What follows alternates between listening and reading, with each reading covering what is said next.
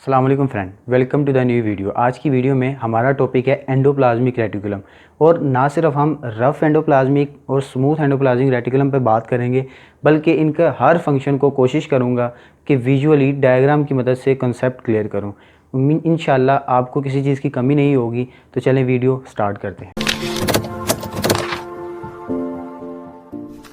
Endoplasmic reticulum की definition पे बात करें तो एंडोप्लाज्म का मतलब इनसाइड द साइटोप्लाज्म और रेटिकुलम का मतलब नेटवर्क्स। ये नेटवर्क जो है हम इलेक्ट्रॉन माइक्रोस्कोप की मदद से देख सकते हैं।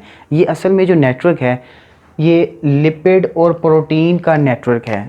इसकी कंपोजिशन है लिपिड प्लस प्रोटीन। यहाँ पे डायग्राम में आप देख सकते हैं कि एक न्यूक्लियस बनाया गया। ये जो ट्यूब्यूल्स शो की गई हैं सारी ब्लू कलर की, दीज आर एंडोप्लाज्मिक रेटिकुलम। अब एंडोप्लाज्मिक रेटिकुलम की टू टाइप्स हैं, रफ़ एंडोप्लाज्मिक रेटिकुलम और स्मूथ एंडोप्लाज्मिक रेटिकुलम। जो स्मूथ एंडोप्लाज्मिक रेटिकुलम है, यहाँ पे आप देख सकते हैं कि दो तरह के रेटिकुलम्स हैं। एक बिल्कुल स्फेरिकल बनाए गए हैं और एक ट्यूब्स की शक्ल में बनाए गए। इनके ऊपर जो रेड डॉट्स शो किए गए हैं, दीज आर राइबोसोम्स। जब राइबोसोम सरफेस पे हैं तो इनको हम कहेंगे rough endoplasmic reticulum, rough endoplasmic reticulum. और दूसरा ये वाले जो हैं इनके साथ जो है कोई राइबोसोम्स नहीं है, इनकी सरफेस जो है वो अपीयरेंस स्मूथ है, इस वजह से ये स्मूथ एंडोप्लाज्मिक रेटिकुलम है। और साथ ही साथ एंडोप्लाज्मिक रेटिकुलम के बारे में ये है कि ये जो नेटवर्क ऑफ ट्यूब्यूल्स हैं ये प्लाज्मा मेम्ब्रेन के साथ और न्यूक्लियर मेम्ब्रेन के साथ कंटिन्यूस होती हैं। डायग्राम की मदद से समझें, मैंने मेम्ब्रेन ये सेल पूरा बनाया है। यहाँ पे इसका एक कुछ हिस्सा जो है यहाँ पे देख सकते हैं कि न्यूक्लियर पोर न्यूक्लियस के साथ कंटिन्यूस है और इसका कुछ हिस्सा जो है वो यहाँ पे प्लाज्मा मेम्ब्रेन के साथ कंटिन्यूस है। अब इसका मतलब यहीं से एक बात समझ में आ गई कि अगर कोई चीज़ यहाँ से सेल से बाहर ट्रांसपोर्ट करनी है, ये सेल के बाहर से सेल के अंदर आनी है, तो वो एंडोप्लाज्मिक रेटिकुलम की मदद से आएगी। तो it works at transport company. अब उसके अलावा अगर मेजर फंक्शंस पे अगर बात करें कि एंडोप्लाज्मिक रेटिकुलम के फंक्शंस क्या हैं, तो हम देख सकते हैं keep organelles in the space. अब ये नेटवर्क है, मैंने तो यहाँ पे कुछ शो किए, जब पूरे नेटवर्क्स हैं जो ऑर्गेनेल्स है वो उसी जगह पे रहेगा। दूसरा मैकेनिकल सपोर्ट। मैकेनिकल सपोर्ट का मतलब कि ये जब न्यूक्लियस और प्लाज्मा मेम्ब्रेन के दरमियान फैले हुए हैं तो ये शेप भी बरकरार रखते हैं। सपोर्ट क्या करते हैं? शेप को बरकरार रखने में भी। तीसरा न्यूक्लियर इन्वेलप। ये एक नया पॉइंट है, यहाँ पे मैं स्टार बना देता हूँ, इम्पोर्टेंट है। Nuclear envelope during telophase. हम जानते हैं कि माइटोसिस में जो एंड फेज़ है टीलोफेज प्रोफेज का। अब जो टीलोफेज में सेल न्यूक्लियर इन्वेलप दोबारा बनती है, तो न्यूक्लियर इन्वेलप जो दोबारा बनती है वो भी किसकी मदद से बनती है? वो एंडोप्लाज्मिक रेटिकुलम ही प्रोवाइड करता है। फिर है give membrane to Golgi apparatus for lysosome. इसको डायग्राम की मदद से देखें, यहाँ पे मैंने दो एंडोप्लाज्मिक रेटिकुलम शो किए गए। ये रफ़ है लेकिन मैंने डायग्राम ज़्यादा कॉम्प्लिकेटेड ना हो, मैंने इसी से आगे चला दिया। हालांकि ये स्मूथ होना चाहिए, मैं लिख भी देता हूँ, ये स्मूथ एंडोप्लाज्मिक रेटिकुलम। सपोज कर लें ये स्मूथ है, इसलिए मैंने यहाँ पे कोई राइबोसोम नहीं बनाया। ये स्मूथ एंडोप्लाज्मिक रेटिकुलम जो है इस तरह वेजिकल जनरेट करेगा। ये वेजिकल, इसे ट्रांसपोर्ट वेजिकल कहते हैं। ये वेजिकल फिर जाएगी गोल्जी अपरेटस के पास। अब गोल्जी अपरेटस के पास गई, यहाँ पे इसका प्रोसेस जो है वो कंप्लीट होगा। कंप्लीट प्रोसेस के बाद फिर ये जो वेजिकल है ये लाइसोसोम भी हो सकती है या कोई और मटेरियल जैसे कि हार्मोन्स वगैरह हो सकते हैं जिनमें स्टीरॉयड हार्मोन्स शामिल हैं, तो ये बाहर यहाँ से एक्सक्रीट कर दिए जाएंगे।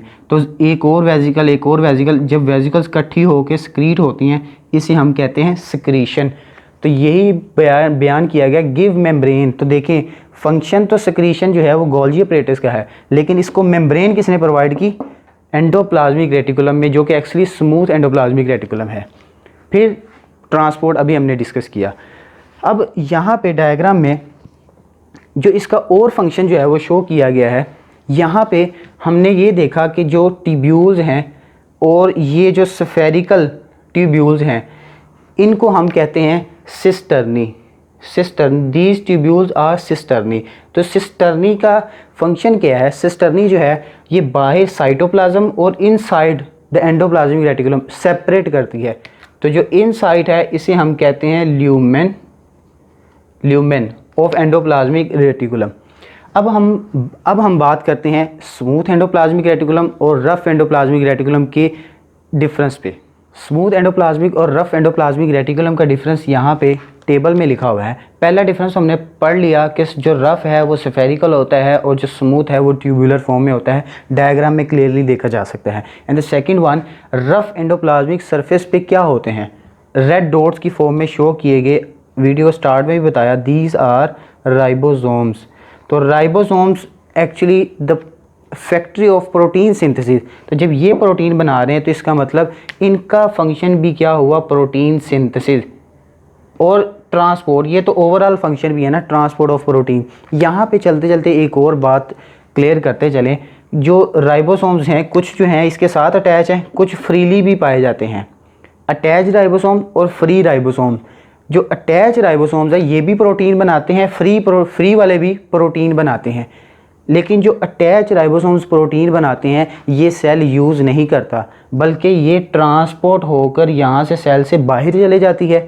और जो फ्री राइबोसोम्स है ये जो प्रोटीन बनाते हैं ये सेल के अंदर यूज़ होती है। तो ये एमडी कैट का बहुत इंपॉर्टेंट एमसीक्यूज है जो आपके साथ डिस्कस किया।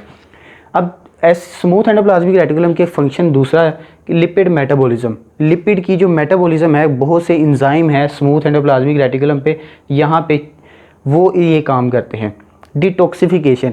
अब एमसीक्यूज फिर एमडी कैट का बहुत इंपॉर्टेंट, अगर पूछा जाए which of the following organelles work as detoxification, तो स्मूथ एंडोप्लाज्मिक रेटिकुलम। अगर ऑर्गेनेल्स की जगह मैं ऑर्गन लिख दूं तो फिर इसकी जगह आ जाएगा लिवर, क्योंकि लिवर में अब तादाद जो है, इसका मतलब लिवर जो अगर डिटॉक्सिफिकेशन कर रहा है तो वो भी स्मूथ एंडोप्लाज्मिक रेटिकुलम की मदद से ही कर रहा है।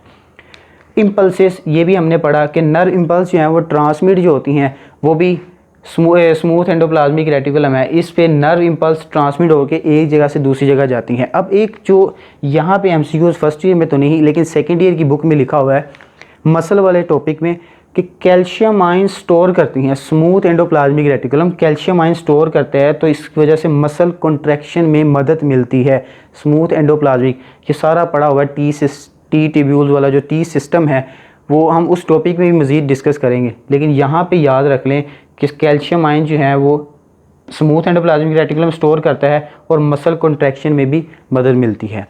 तो दोस्तों ये है आज का टॉपिक। उम्मीद करते हैं कि आपको टॉपिक अच्छा लगा होगा, तो मेरे चैनल को सब्सक्राइब कर लें और साथ लगे बेल आइकन को भी दबा दें, जिससे आपको हर इस तरह मज़े वाली वीडियो मिलती रहेगी। तो अगली वीडियो में मिलते हैं। अगली वीडियो तक के लिए अल्लाह हाफ़िज़।